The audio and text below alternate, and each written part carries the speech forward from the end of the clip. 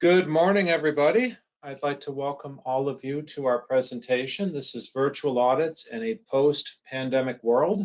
My name is Joseph Krolikowski. I am the QMS Program Manager for Perry Johnson Registrars. All of our participants today are on mute, but we do absolutely want to address your questions. So we ask, please use the question portion of the dashboard. We will be taking questions at the end of our presentation. Now, one of the more common questions that we get is whether or not the presentation will be available after we're finished. We do make all of our slides available for download on our website. And if you'd like to rewatch this webinar with the voiceover, we do post all of our webinar recordings to our YouTube page, and that can also be accessed via our website at pgr.com. Now, this is a brand new updated presentation, so we just ask that you bear with us. It should be up for download and for reviewing sometime this afternoon. I'd also like to point out that significant parts of this presentation will not apply to other scopes. So if you are from a company that is R2 certified or perhaps ITF certified, understand that those programs have separate requirements that will not be reviewed today.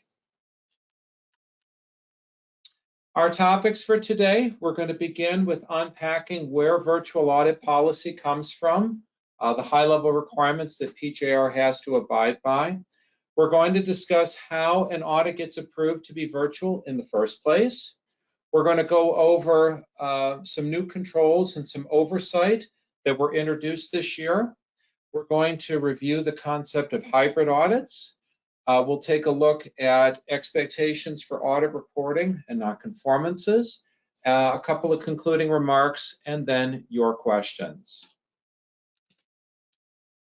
Now, in terms of official policy on remote auditing, like many other things, we have to rely on the requirements that come from the IAF, that's International Accreditation Forum. And there are two primary documents that are applicable in this situation. Now, the first one I've got listed here is ID3. That stands for Informative Document 3. Now, this is management of extraordinary event or circumstances affecting accreditation bodies, certification assessment bodies, and certified organizations. Now, that document was very much in play during the pandemic itself. It has since become less relevant, and we are not referring to it to the extent that we were before. The more important document, the mandatory document, MD, is Mandatory Document 4, which is the use of information and communication technology, or ICT, for auditing and assessment purposes. Now, incidentally, both of these documents are public domain. Any IAF publication is free to obtain from the IAF website. So if you want to read MD4 for yourself, if you want to read ID3 for yourself, these can be obtained at the IAF website, or you can simply do a Google search and you will find them very quickly.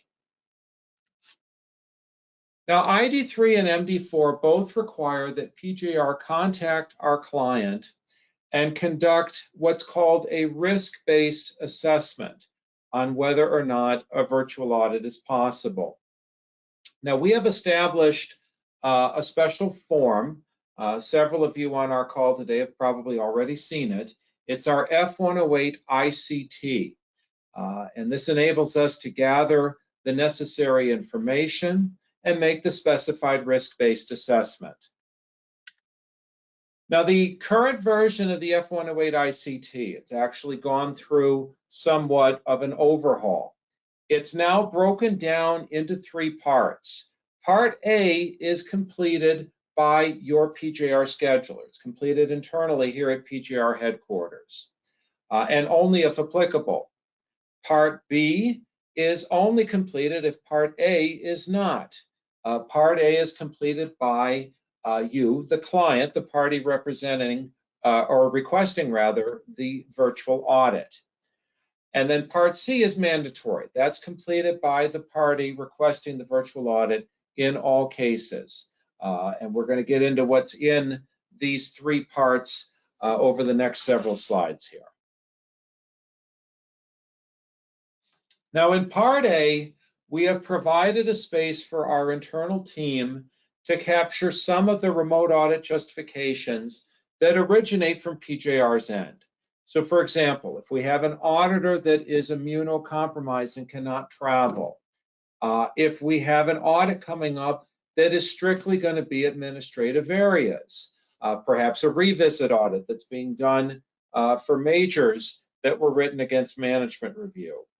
If it's a hybrid audit where we're only asking for some of the audit to be done remotely, or if there is a travel warning that our internal team is aware of, something that they've researched on their own.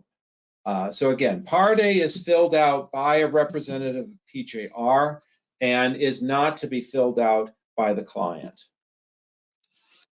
Now, when you receive the F108 ICT, if you note that Part A has been left blank, this is your indication that you need to fill out Part B. So let's go over now what's in Part B. Now within Part B, we have provided a list of approved justifications for a remote audit.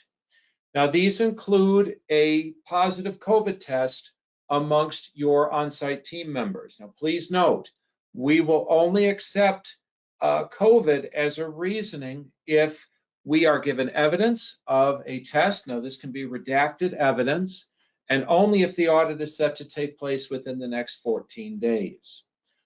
We will also accept as justification that you have a remote or administrative business model. So if you don't have any manufacturing, if your team is on computers all day long, if you're a staffing service or data processing or software development, what have you, those are great business models for remote audits. So we've provided a space where that can be indicated. If you are claiming a no visitors policy, again, we are requiring evidence of the no visitors policy, and we need to see evidence that it is current and that it has been applied to all other potential visitors, so your customers, your suppliers, what have you. Now, we have trained our auditors to verify enforcement of that policy during their audit. Obviously, fair is fair. If it's a no visitors policy, that means everybody. Obviously, applicable governmental travel restrictions, again, with proof. It may be that you're requesting a hybrid audit. We'll be giving some details on that a little bit later in the presentation. And we will consider other justifications. Now, in terms of justifications options that will not be accepted, we will not approve a remote audit on the basis that you want to save money on auditor travel, or that last year's audit was virtual and you want it to be virtual again this year, or that it's more convenient for your team, or that your salesperson promised you a remote audit. You must understand our ongoing preference is going to be for an on-site audit, particularly for organizations that manufacture a tangible product. Now, moving on to Part C of our document, our F108 ICT, this is the eligibility portion. And in Part C, we have a series of questions that we ask that get into kind of the technical aspects of the remote audit.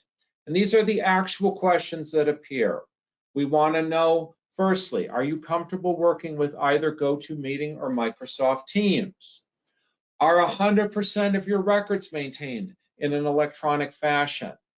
Are you going to be running normal operations at the time of the audit? Do you have sufficient hardware and Wi-Fi coverage or cell phone signal to audit all areas, including production, if that's something we're going to be looking at? Are you going to accept a cell phone or tablet camera live streaming from the areas of the facility that will be assessed virtually? Is our auditor going to be permitted to perform live video interviews with all the staff that are necessary, including management, process owners, etc. We will not accept telephone interviews as a substitute. If these need to be video, they need to essentially replicate the experience of the auditor being there in person. Do you have the technical capability to support a remote audit? Can you troubleshoot?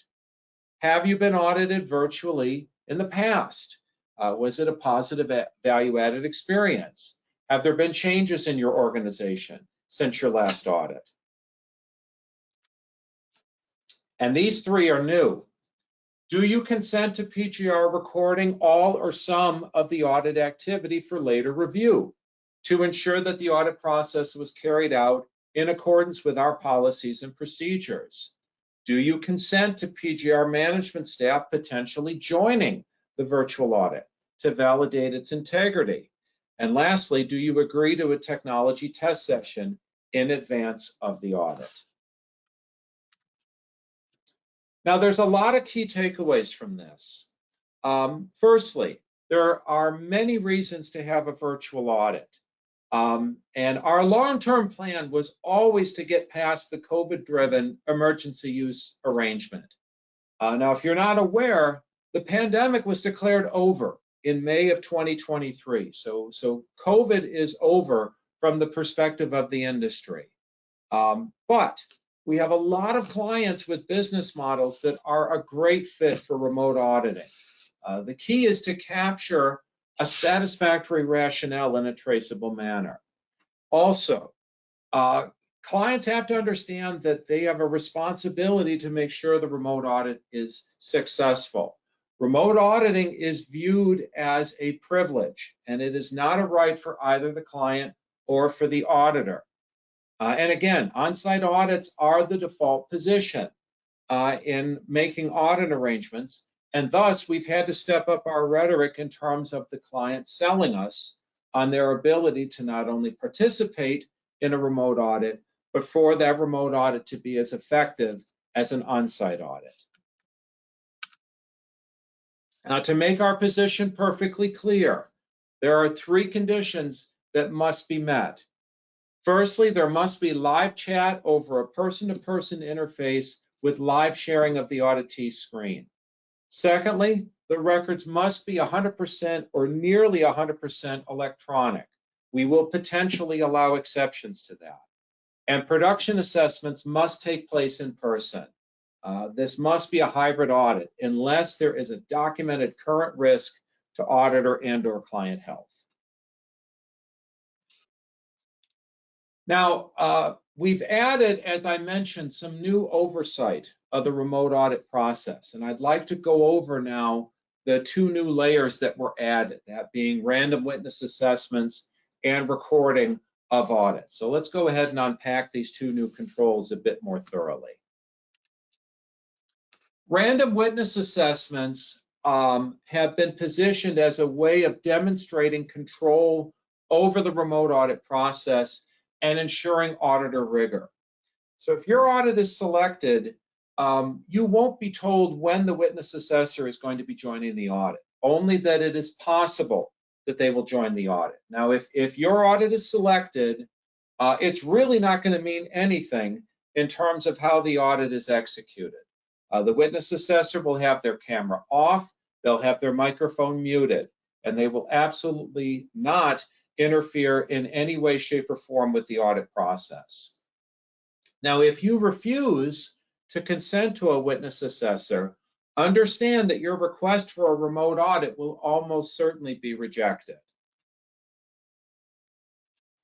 We've also instituted a potential for a recording of the audit event to be kept and then shared with our internal team. Now, those requests will be shared in advance. If your audit is selected for recording, we will let you know in advance. Now, again, refusal on your part to consent to a recording or a partial recording will likely lead to the request for a remote audit being rejected. Now, one of the newer controls that's been implemented also is the technology test session. Now, this is an event that's actually mandated by IAF MD4 in section 422, which reads as follows. When ICT is proposed for audit or assessment activities, the application review shall include a check that the client and/or audit assessment body have the necessary infrastructure to support the use of the ICT proposed. So it's this check that they're talking about that we've christened the technology test session. Now, the technology test session has to be completed in advance of the actual audit, preferably 24 hours in advance or more. And it must utilize the same systems that will be used on audit day. The technology test session that results in a negative recommendation will mean that your audit must be conducted on site. Now, PJR Technical Management may participate in technology test sessions at our discretion. I'd like to talk for a few minutes about hybrid audits. Now, a hybrid audit means that a portion of your audit is done virtually and a portion of your audit is done on site. Now, this is a great option that offers some auditor quality of life, some cost savings, and some scheduling flexibility. Now, if your scope includes any form of manufacturing or product storage, what have you, and you're requesting a remote audit for anything other than an actual health emergency, we are going to push for the hybrid audit option. Now, it is possible if you're on a surveillance audit that we may be able to plan things out so that we don't have to see manufacturing on that particular audit, which makes a remote audit more likely. Now, here are some possible hybrid audit scenarios. Let's say that you have a 5-day audit to be performed. Now, the first 2 days get done remotely and include the administrative areas, management review, internal audit, sales, what have you. Then the auditor gets on a plane and comes to see you in person for the last 3 days that include production and other key technical areas like design.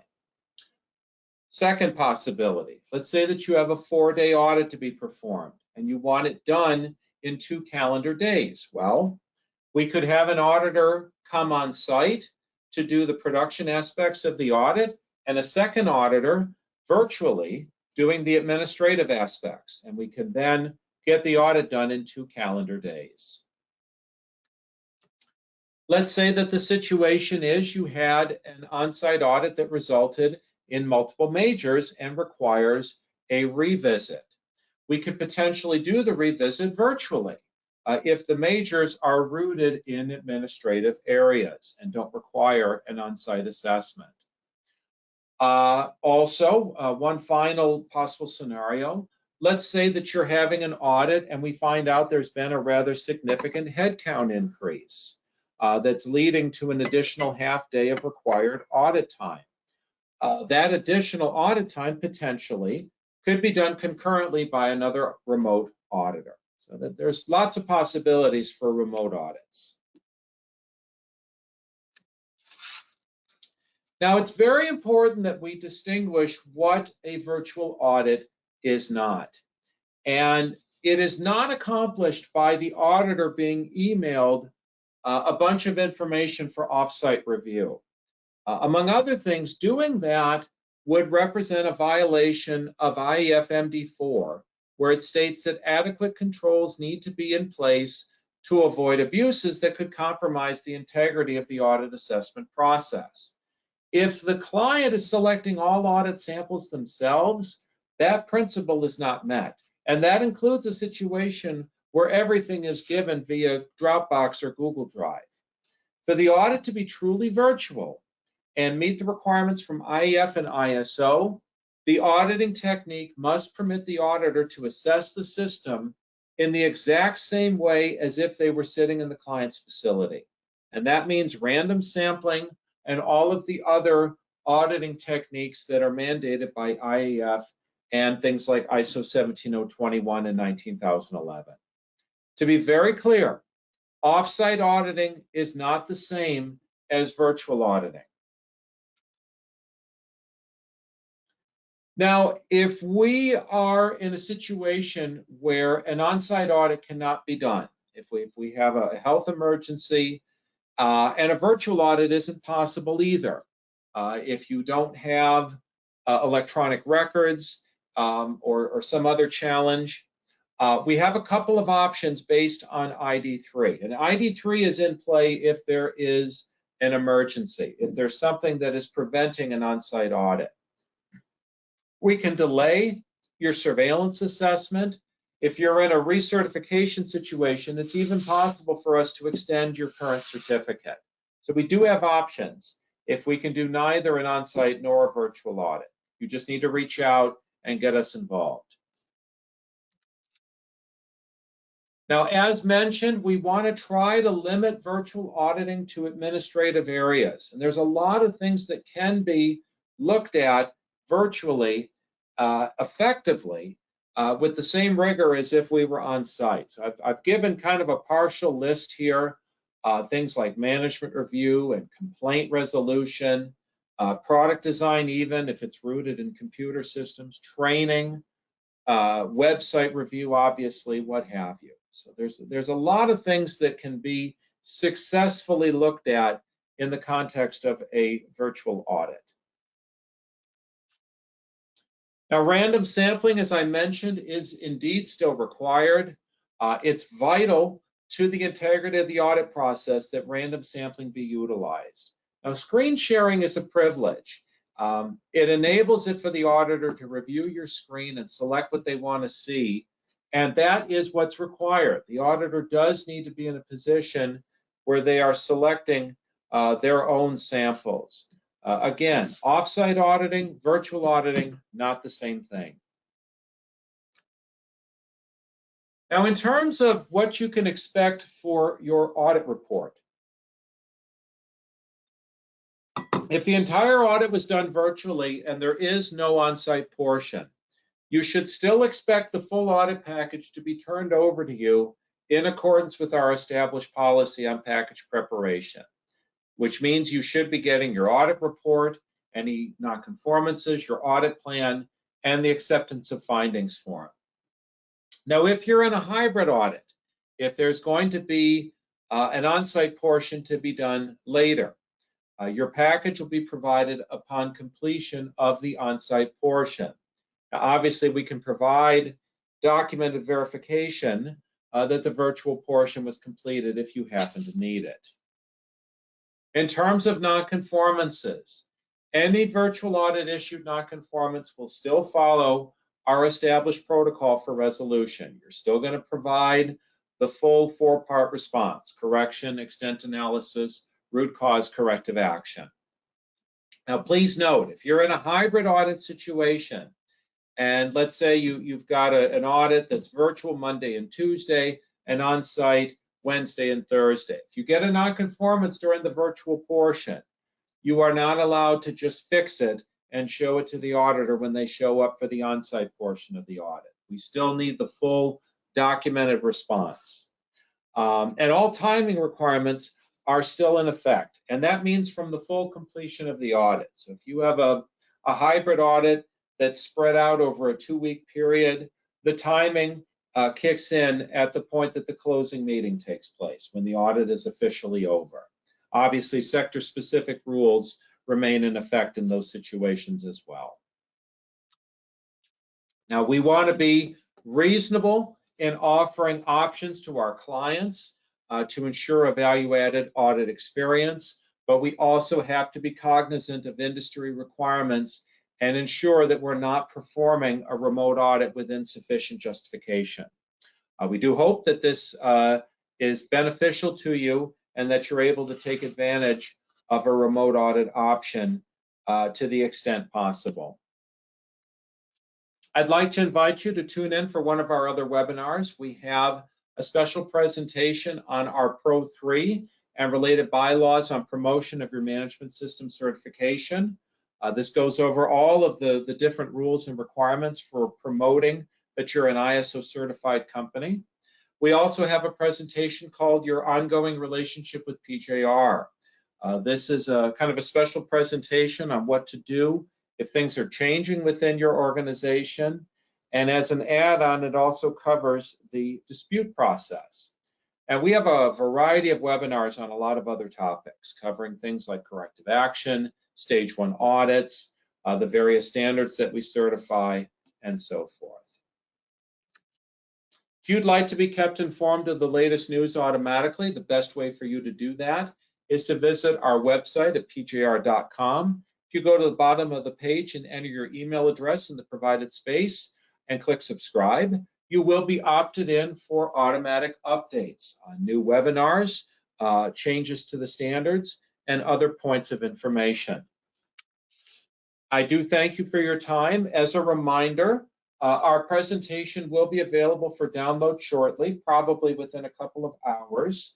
The slides will be available, and the recording will be up on YouTube. Again, give us just a couple of hours to get that up on our YouTube page. I'm going to go ahead and unlock the question portion of the dashboard and see if we have any questions today. Janice Guy asks, if we have approval under revision 2 of the F108 ICT, do we need to complete the form again? Janice, if you have an audit that's taking place in the next week or two, and it's already been approved to go virtual, then probably no, you don't need to fill out the paperwork again. But if you've got an audit coming up sometime this year, then yes, you will almost surely need to fill out the paperwork again. I'd say check with your scheduler on that specifically. Any other questions I can answer today?